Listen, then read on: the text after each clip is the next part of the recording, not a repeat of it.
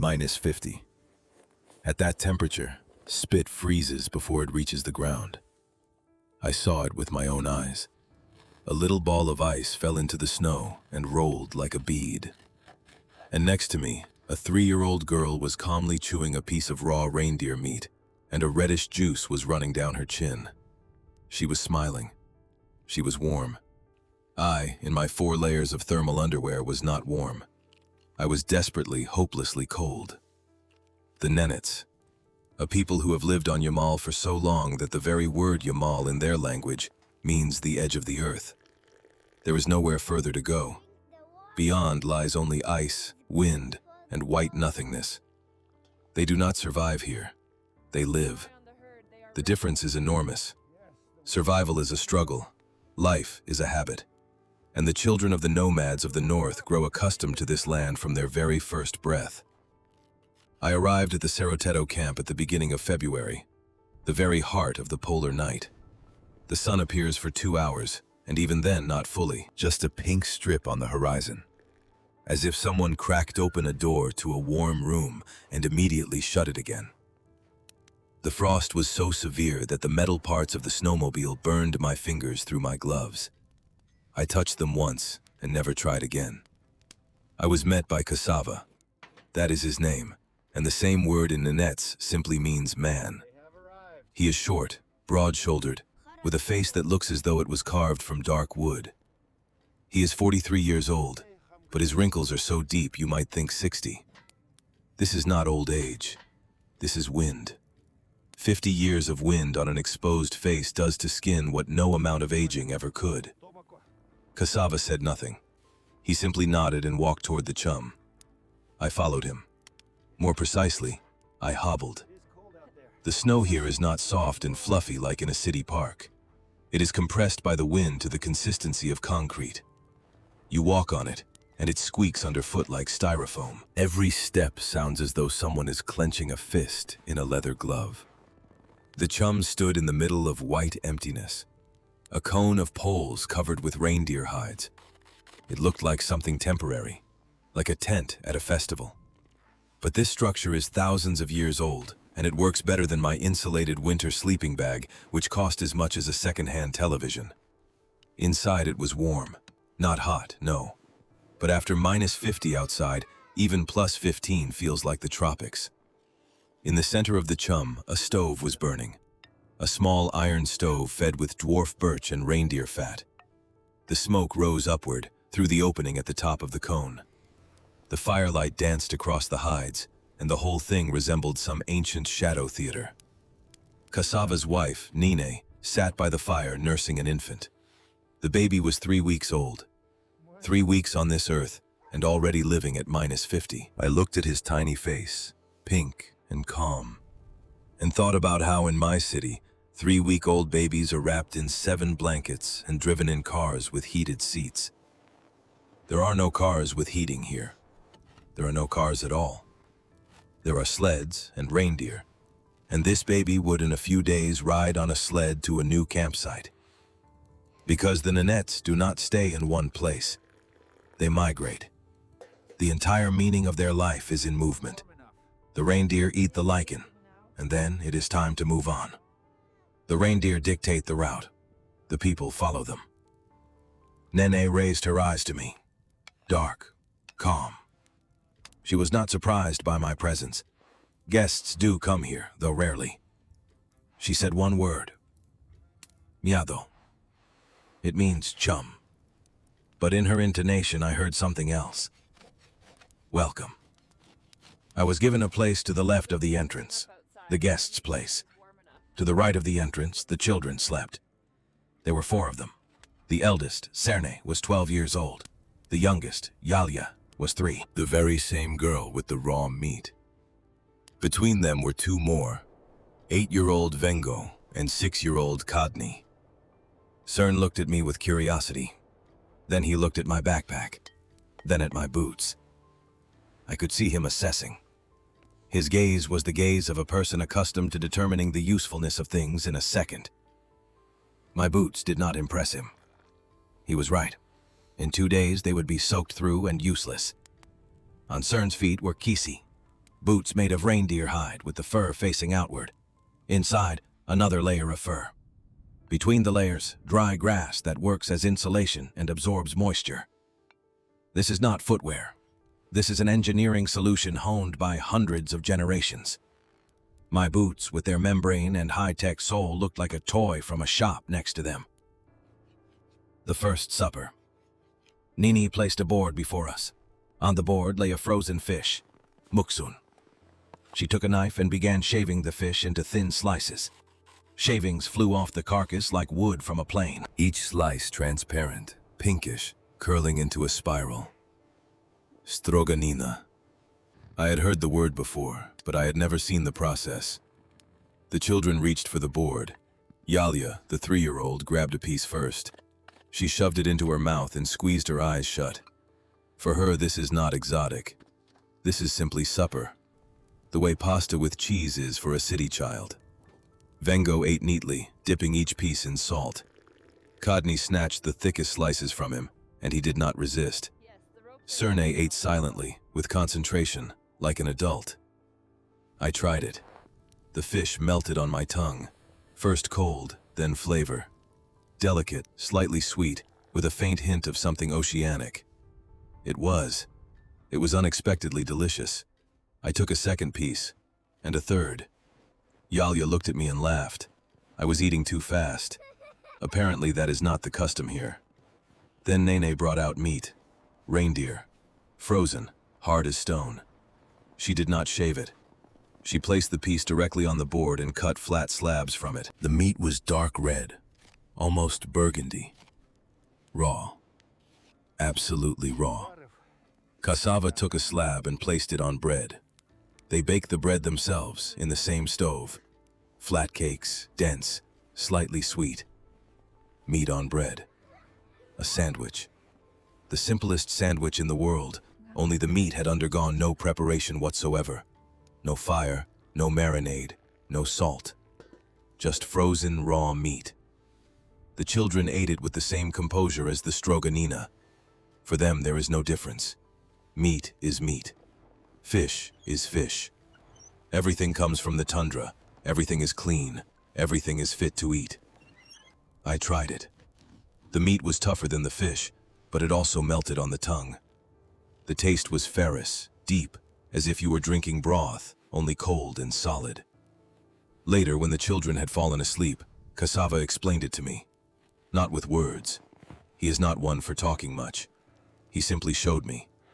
He took out a piece of reindeer liver, cut a slice, ate it, then pointed at the children, then at his own hands. Strong, sinewy, without a single crack in the skin despite the frost.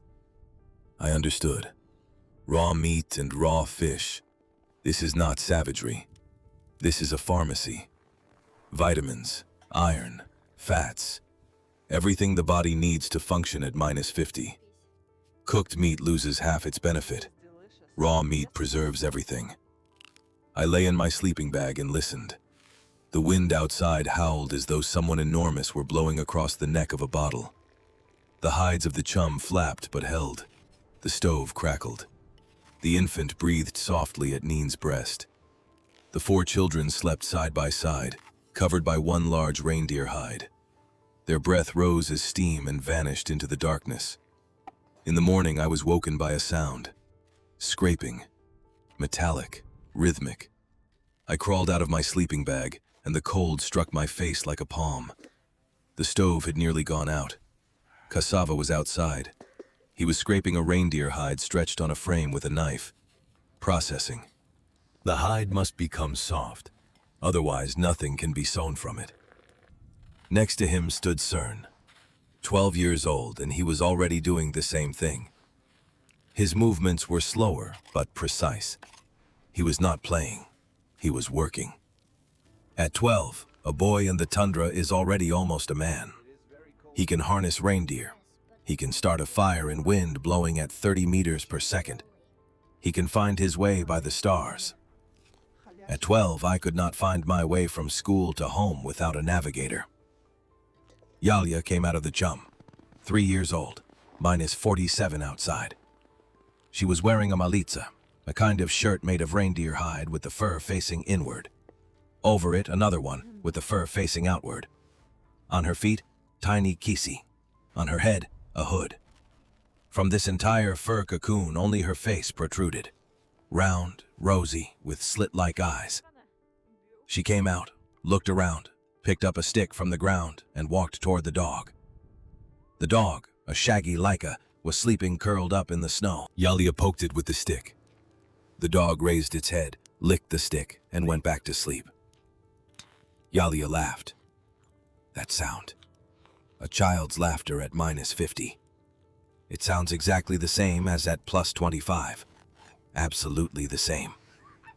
Cold does not change a child's laughter. That is probably the most important thing I understood on that first morning. Nini called everyone for breakfast. Breakfast is tea, strong, black, with reindeer milk and salt. Yes, with salt, not with sugar. Salty tea with milk.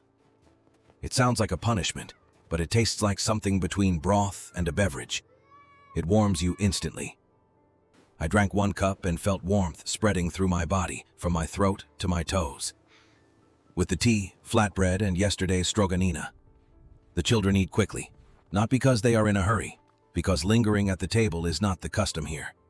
You eat, you dress, you go out. Work is waiting. Even 3-year-old Yalia has work. She gathers kindling for the stove. Small pieces of wood that fit in her little fist. She stacks them in a pile by the entrance to the chum. This is her contribution. Tiny, but real. Vengo, the 8-year-old, went with his father to the reindeer. The herd stood half a kilometer from the chum. 320 head. I counted when I had nothing else to do. The reindeer were digging through the snow with their hooves, reaching the lichen. That sound, the scraping of hooves on the crust, carries for hundreds of meters in the silence of the tundra, as if someone were slowly tearing fabric. Vengo can throw a lasso, at 8 years old. I tried. The lasso, tinzian in the nets, is a long strap of reindeer hide with a loop at the end. You have to spin it above your head and throw it so that the loop lands on the reindeer's antlers. Vengo did it on his 3rd attempt. I failed to do it on my 15th. My tinzian fell into the snow every time like a dead snake. Vengo watched me and hid a smile. He was a polite boy. Cassava showed me how they check the health of the reindeer.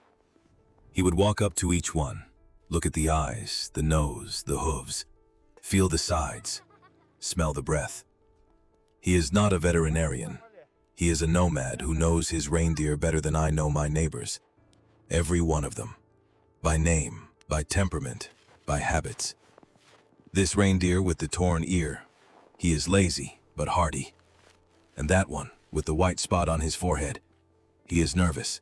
You cannot put him first in the harness.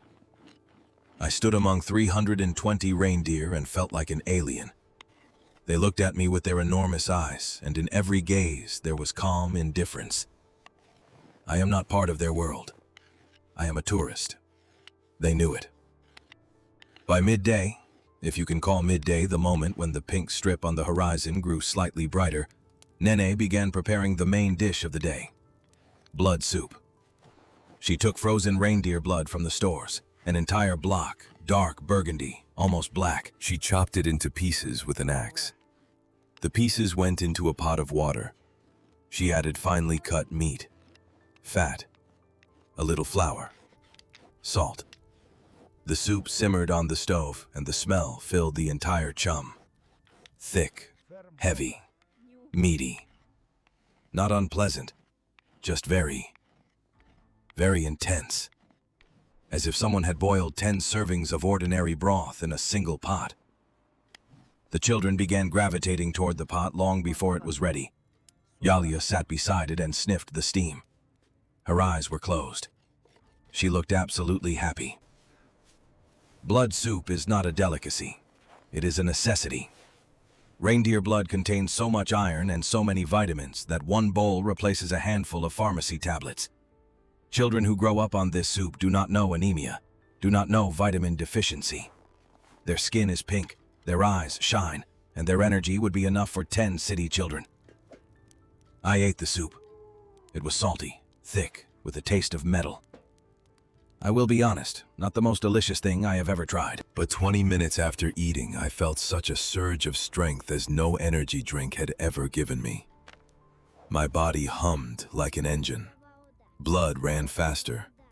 My fingers, which had not warmed up since morning, suddenly became warm. Magic.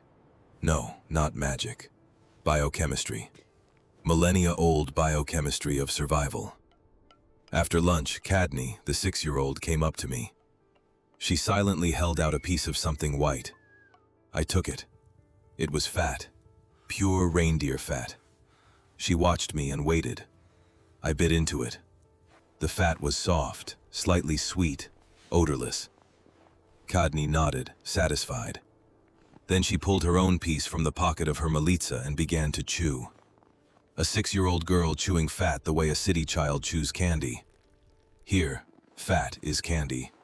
The most caloric, the most valuable, the most delicious thing for a Nanette's child. In the evening, I learned about bathing, or rather, about its absence. Water here is scarce. More precisely, water is abundant, but all of it is in the form of snow. To get a liter of water, you have to melt an enormous pile of snow. That takes time. That takes fuel.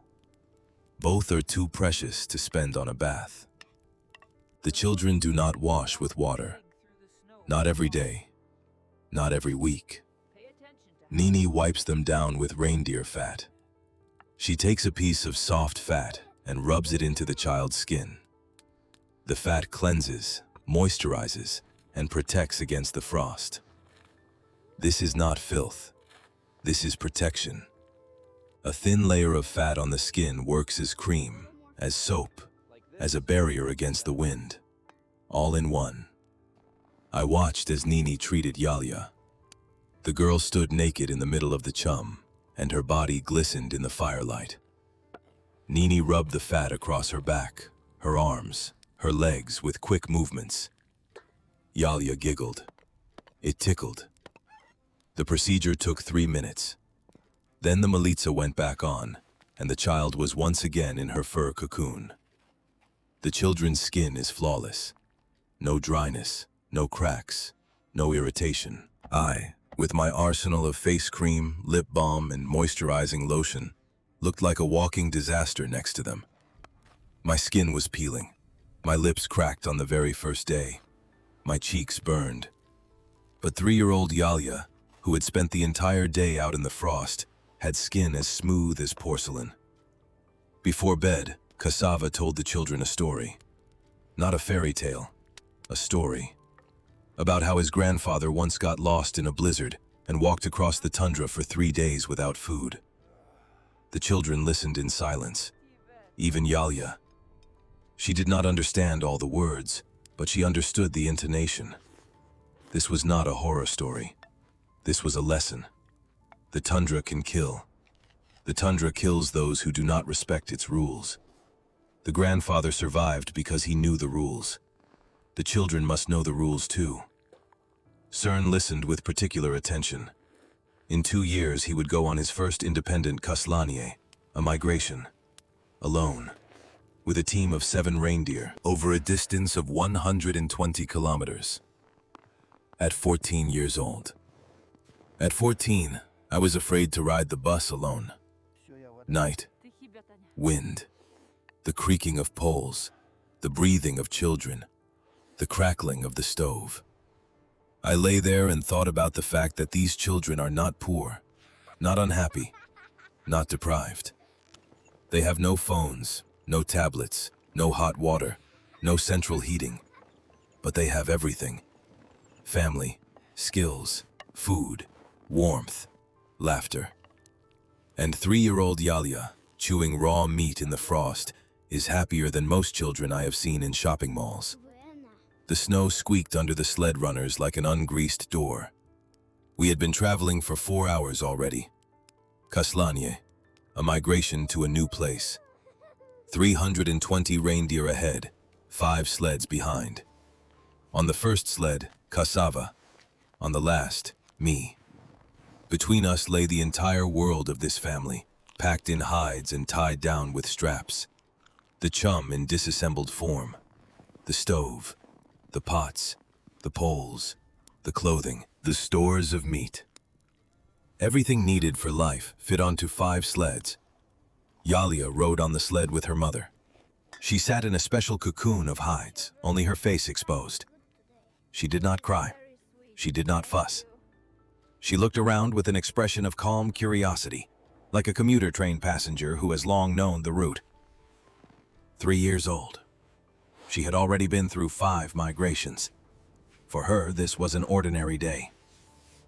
The infant, 3 weeks old, lay at Nine's breast, inside her malitsa.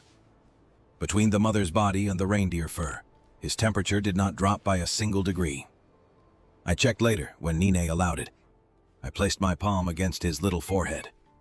Warm. Absolutely warm. Outside it was -48, and this tiny scrap of a human being lay in a living incubator of maternal warmth and reindeer hide. Speaking of birth, I asked Cassava where this infant had been born. He looked at me with mild bewilderment. "Here," he said, "in the chum. Where else?"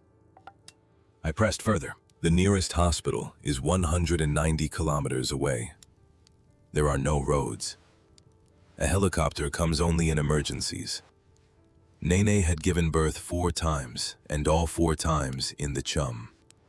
The 5th was no exception. Giving birth in a chum. I tried to imagine it. -40 outside, a stove inside, an older woman from a neighboring camp serving as midwife, hot water from melted snow, clean hides, a knife to cut the umbilical cord. That is all. No monitors, no IV drips, no sterile gloves, nothing of what I had considered essential for the birth of a child. Nene told me about it later, in the evening, after we had set up the chum at the new site. She spoke briefly, without details.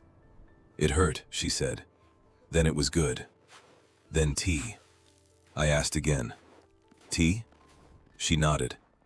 After giving birth, the first thing she did was drink hot, salty tea with fat.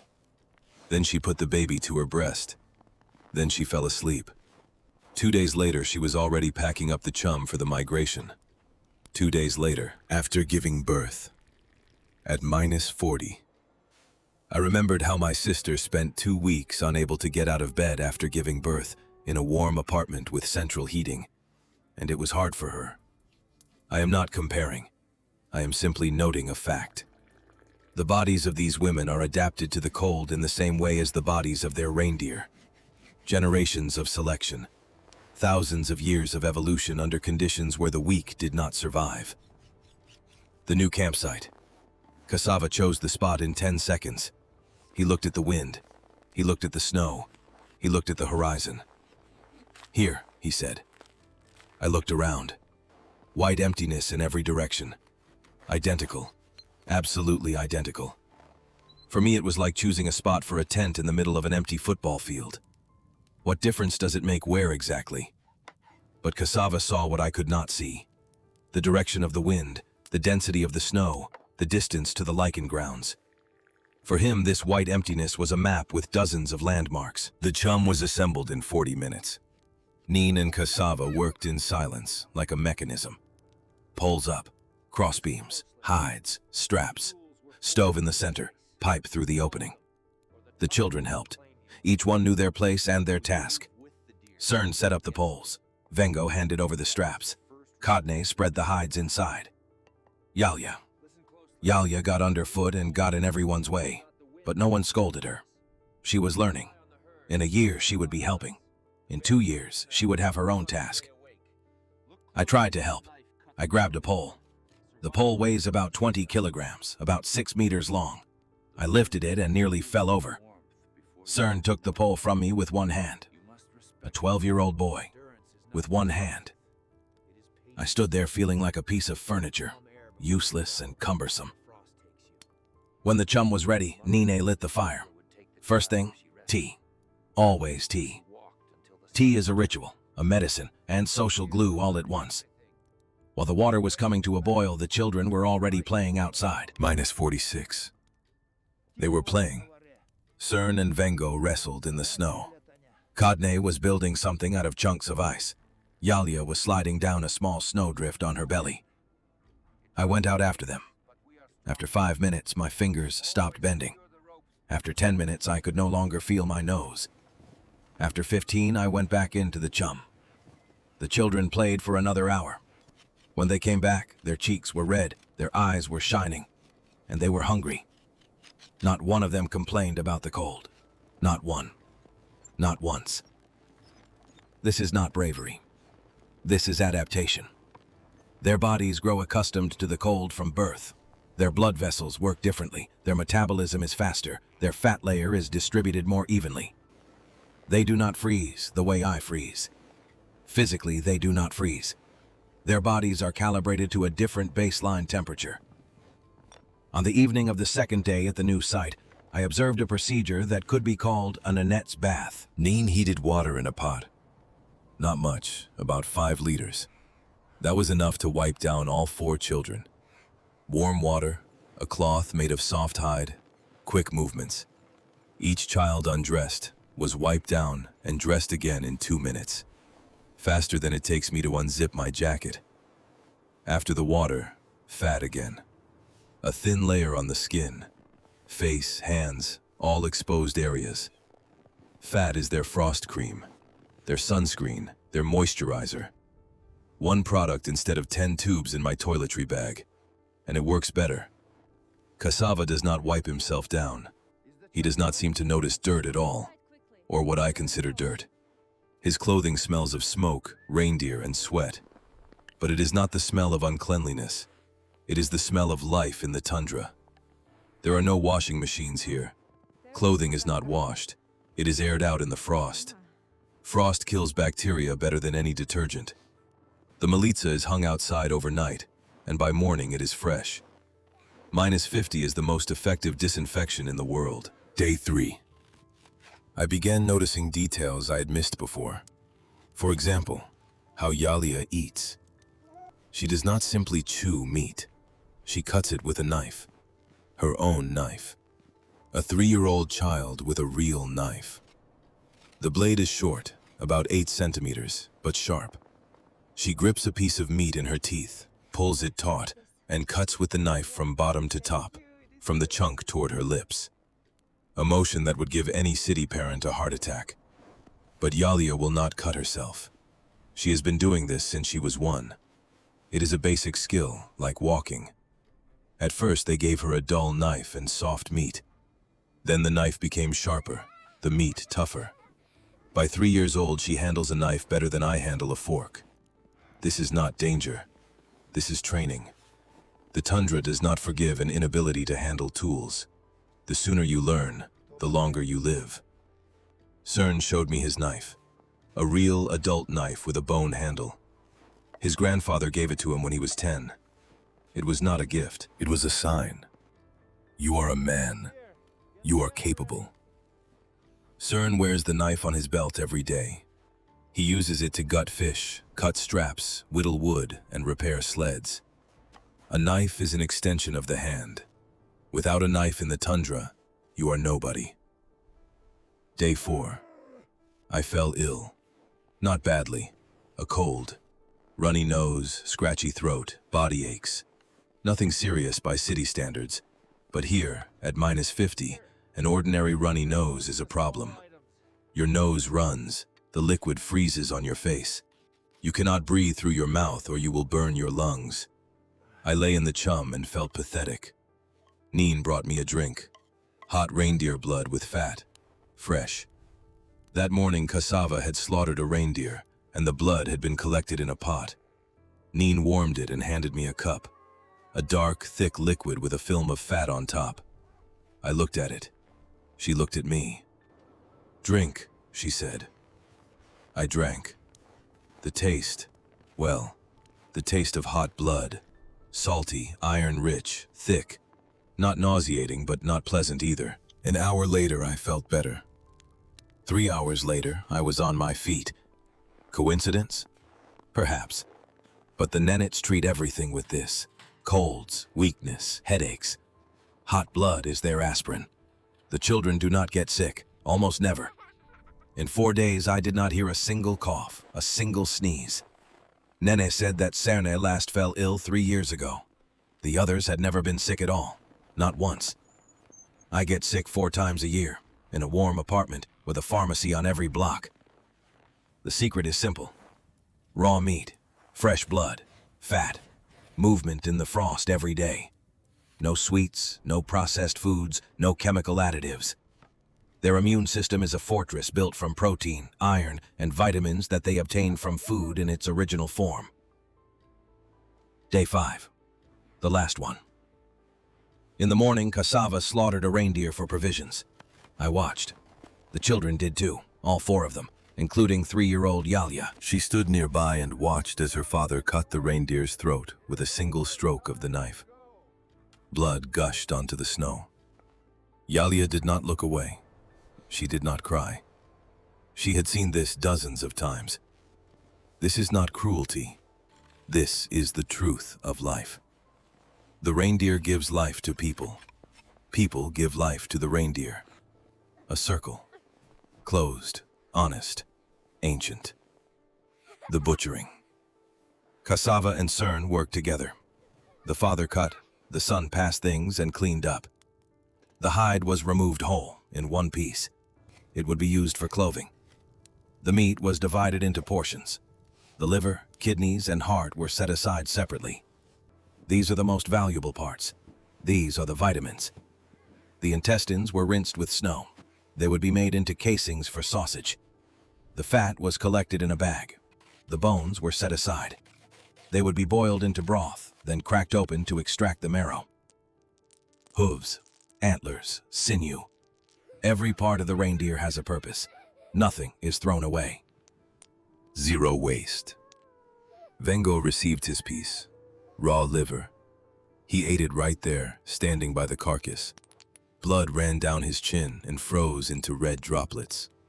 He chewed with concentration, like a gourmand in an expensive restaurant. For him, this was an expensive restaurant. Fresh reindeer liver, still warm, a delicacy. Kadne received a piece of tongue. Yalya received a small piece of fat with meat. To each according to age, to each according to need. I received a piece of heart. Cassava held it out to me in silence. I took it. I bit into it. The reindeer heart was dense, springy, with a faint taste of blood. Neither delicious nor unpleasant. Simply real. I chewed and thought about how in my city this heart would be sitting on a store shelf in a plastic package, and thousands of people would walk past it without a glance. On the evening of the last day, we sat in the chum. The stove hummed. Tea was boiling. The children were playing with bones. Literally, with bones. Small reindeer bones, polished smooth. Something like Nanette's dice or figurines. Yalya was losing and getting angry. Vengo was winning and staying silent. Kadne was cheating. Cerne was not playing. He sat beside his father and braided a strap from reindeer sinew. 12 years old, and his fingers moved with the precision of a watchmaker. Nene was nursing the baby. She sang quietly, a song without words, just a melody, low, rhythmic, resembling the sound of wind in the poles of the chum. The baby was falling asleep. His tiny fingers clutched the edge of the malitsa. 3 weeks in this world.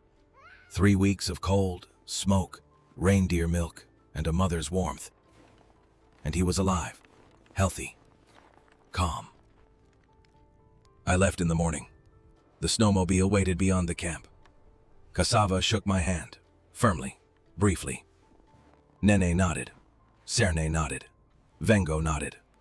Kadne waved. Yalya ran up and poked me in the leg with a stick. Then she laughed and ran away. That was the farewell. I got on the snowmobile and looked back. The chum. Smoke. Reindeer. 4 children on the white snow. Small figures in fur malitsas. They were not waving to me. They were already busy with their own affairs. Cerne walked toward the reindeer. Vengo ran after him. Kadne ducked into the chum. Yalya was poking the snow with a stick. -50. Children eat raw meat, wash with fat, are born in a chum and grow up in the frost. They do not know what a bubble bath is. They do not know what heated floors are. They do not know what baby cream from a pharmacy is. But they know how to survive where survival seems impossible.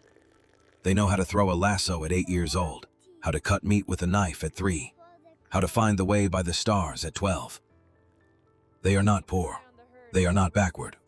They do not need saving. They are perhaps the most adapted children on the planet. And when 3-year-old Yalia chews a piece of raw reindeer meat at -50 and laughs, I understand. She knows something I do not know. Something simple and important. Something we have forgotten in our warm apartments with central heating. Smoke from the chum rose into the dark sky, a straight white column against the stars. The reindeer quietly crunched on lichen. The wind had died down. The tundra was silent. And in that silence, in that cold, in that white infinity, a little girl ate raw meat and was happy. If you are interested in learning about people who lived the way their ancestors lived thousands of years ago, subscribe to the channel and leave a comment. Tell us whether you could spend even one day at -50. I tried. 5 days. And I can honestly say that I would not have survived without these people. Not a single day, not a single hour. And their children live this way their entire lives. And laugh.